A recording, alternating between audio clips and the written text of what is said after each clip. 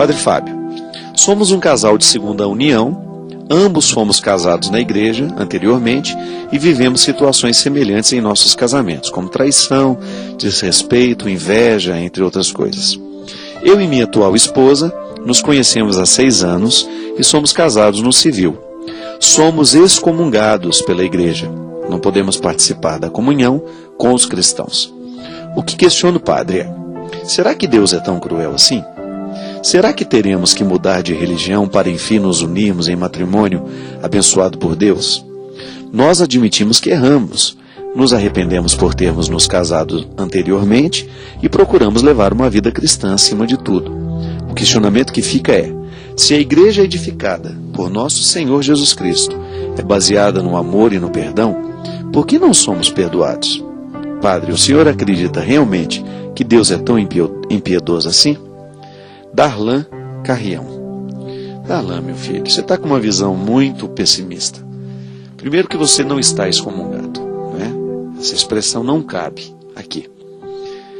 Estar excomungado é estar fora da comunhão com a igreja, não é a comunhão, sacramento da Eucaristia. Muitas pessoas estão privadas do sacramento da comunhão, mas nem por isso estão excomungadas, isto é, fora da comunhão.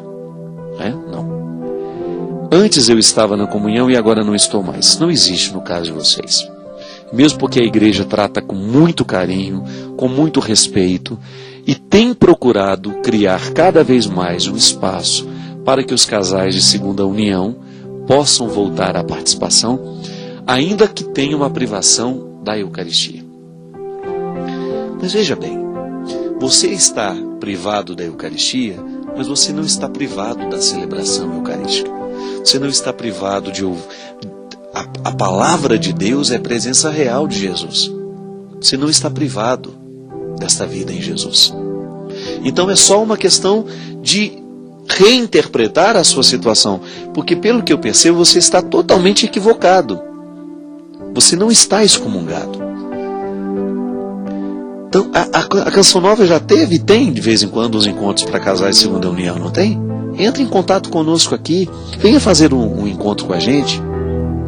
Quem sabe na sua paróquia você não tenha este movimento.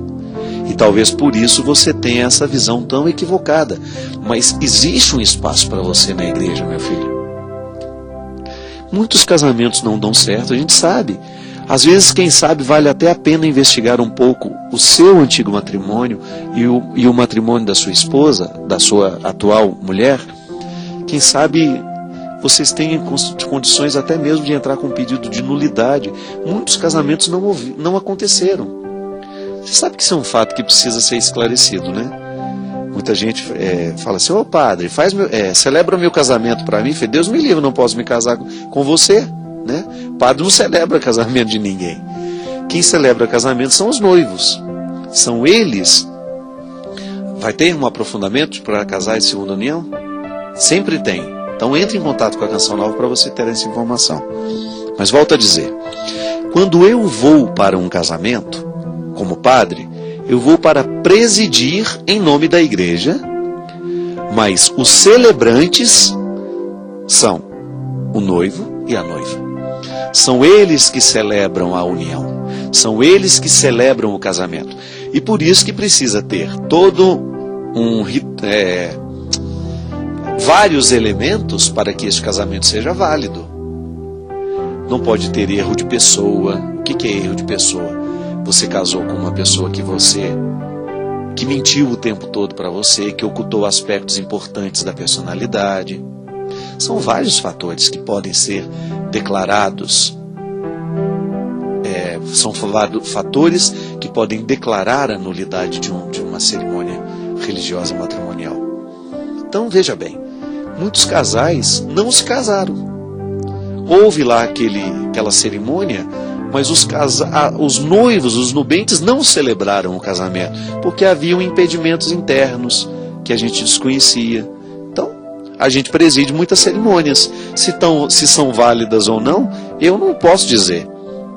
São os próprios noivos que têm que ter essa consciência, se estão se casando de verdade ou não. Por isso vale a pena uma orientação.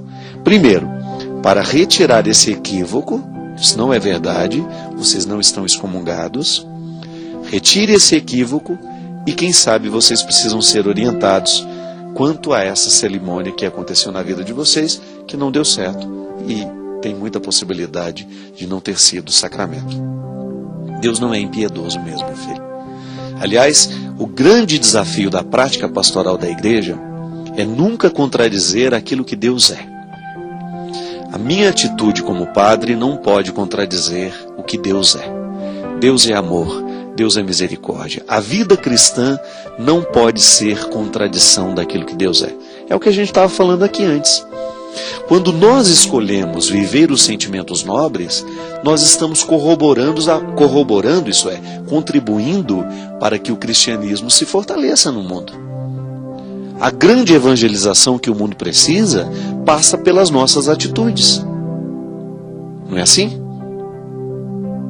Viver a atitude cristã é contar ao mundo que Deus é bom. A minha vida não pode ser contraditória com a vida de Jesus. Então eu olho para as escolhas de Jesus, o que Jesus acreditava a respeito das situações, como Jesus tratava as pessoas, e definitivamente não há nenhuma impiedade em Jesus, nem tampouco naquele Deus que Jesus revela. Jesus é a hermenêutica do Pai, isto é, a interpretação mais apurada.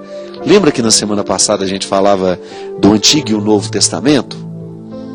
O Novo Testamento é a interpretação do processo judeu que tem o seu ponto alto em Jesus. Então, quando a gente olha para Jesus e nós descobrimos a sua palavra, os seus evangelhos, as suas atitudes, nós estamos então tendo uma compreensão mais apurada de quem é Deus. Jesus veio nos dar esse recado. Ele veio nos contar quem é Deus, como é que funciona o coração do Pai, como é que ama esse coração de Deus e como é que nós podemos corresponder a esse amor. E aí então entra toda a dinâmica da vida cristã, que é a dinâmica da restauração cotidiana, da vida que precisa ser renovada o tempo todo. Como que a gente renova a vida cristã? Renovando o nosso compromisso com a vida, com o amor, com a paz, com as coisas boas, não é? Quando a gente faz pacto com a bondade, quando a gente quebra o poder da maldade no mundo. Eu não tenho dúvida disso, minha gente. Cada vez mais estou convencido disso. Muitas vezes as pessoas não conseguem absorver a força do Evangelho porque nós cristãos não temos a coerência com a palavra. Nós não vivemos. Nós até somos bons teóricos sobre Deus, mas nem sempre conseguimos viver na nossa prática. Como é que eu posso deixar de viver na prática? Quando eu identifico dentro do meu coração sentimentos que definitivamente não estão de acordo com aquilo que Jesus me pede. Quando eu permito que o meu ciúme me transforme numa pessoa má, quando eu permito que sou motivado por sentimentos mesquinhos, quando eu promovo a derrocada do outro, quando eu sou injusto, quando eu faço uma fofoca. Aliás, nesses tempos que nós estamos vivendo, é um perigo.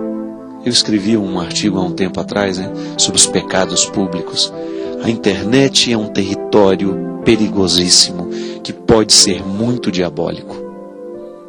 Muito cuidado, muitas coisas caem aí na sua tela, muitas situações que às vezes são criadas por motivos que nós desconhecemos, inventam-se calúnias sobre tantas pessoas. Todo mundo que é público tem esse perigo de ser caluniado através da internet. Isso é uma coisa terrível. A gente vê essas correntes às vezes de animosidade, de desrespeito total ao ser humano. Como nós vimos, recorda-se da época que o nosso querido padre Júlio Lancelotti teve aquele problema. Tudo bem, houve um problema, tornou-se público, a televisão explorou aquilo com tanto desrespeito. Quantos católicos que se dizem cristãos jogaram pedras terríveis no padre Júlio sem antes ter o conhecimento da verdade? Aí sabe o que me entristece? As pessoas se prendem no fato e deixam de olhar a beleza da vida da pessoa.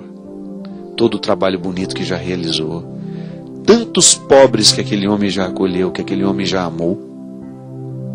Isso é pavoroso. E são cristãos. Quantos e-mails, eu não estou defendendo nenhum candidato aqui, tá bom? Estou apenas dizendo a postura que me envergonha como cristão. Quantos e-mails eu recebi, atingindo, falando mal, terrivelmente, tanto da nossa candidata Dilma Rousseff, quanto do nosso candidato José Serra. Estou pegando os dois agora, que está nessa fase final. Quantas coisas chegam na nossa... Eu fico pensando, eu não sei quem são eles. Posso ter um conhecimento, encontro com um, encontro com outro. Agora, o que chega muitas vezes para nós é um resultado de um processo de ódio que não justifica. Será que é preocupação com o Brasil mesmo? Ou é apenas um jeito de nós expormos o nosso ódio com elegância? Eu tenho medo disso. Às vezes nós nos escondemos por trás de uma causa que a gente julga nobre e nós julgamos todo o podre que nós temos dentro de nós a partir daquela situação. Quantas calúnias você já viu? Não sei se você já sofreu na sua pele. Mas quantas pessoas são terrivelmente caluniadas no nosso meio? Eu me recordo, minha gente, que eu ficava tão assustado, porque agora eu não tenho tanto um trabalho pastoral de paróquia, de comunidade, como eu tinha em outros tempos na minha vida. Mas eu ficava assustado o quanto eu identificava que a sacristia era o território do diabo.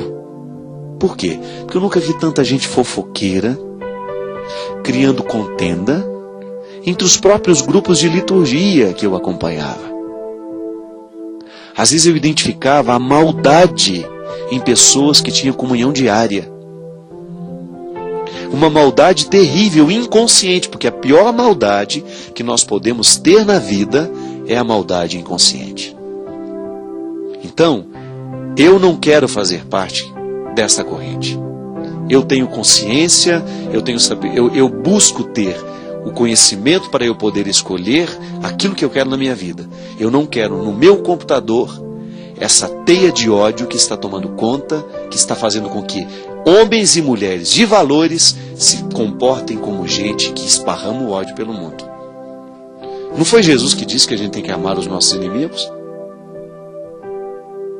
A partir do momento que eu tenho que levar a sério, que eu tenho que amar os meus inimigos, eu tenho que respeitar os meus inimigos. Eu não preciso concordar com absolutamente nada do que aquela pessoa faz, do que aquela pessoa pensa. É só não votar nela.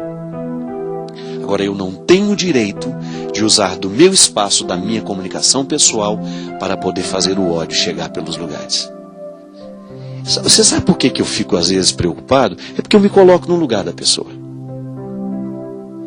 Você já imaginou como deve doer para a pessoa que sofre o tempo todo essas agulhadas?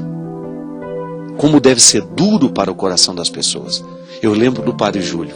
Eu me recordo e eu ficava pensando, assim como lembro de tantos outros padres que também passaram pelo mesmo processo. Erraram, tiveram um momento de erro, mas depois o erro se transforma numa vitrine onde todo mundo vai julgar as suas pedras e os seus ódios.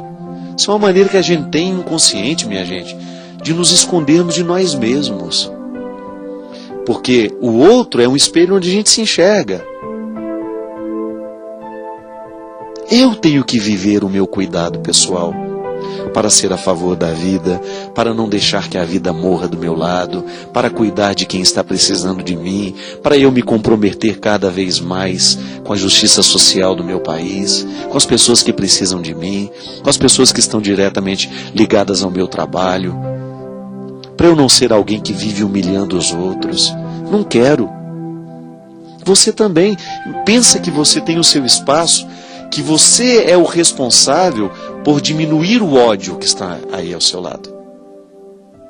Você não mandar essa corrente de ódio para frente. Por quê? Porque você é cristão. Você pode denunciar, você pode ter todos os seus valores e lutar por eles, mas não agrida. Você não precisa destruir ou atentar contra a verdade pessoal de alguém que você nunca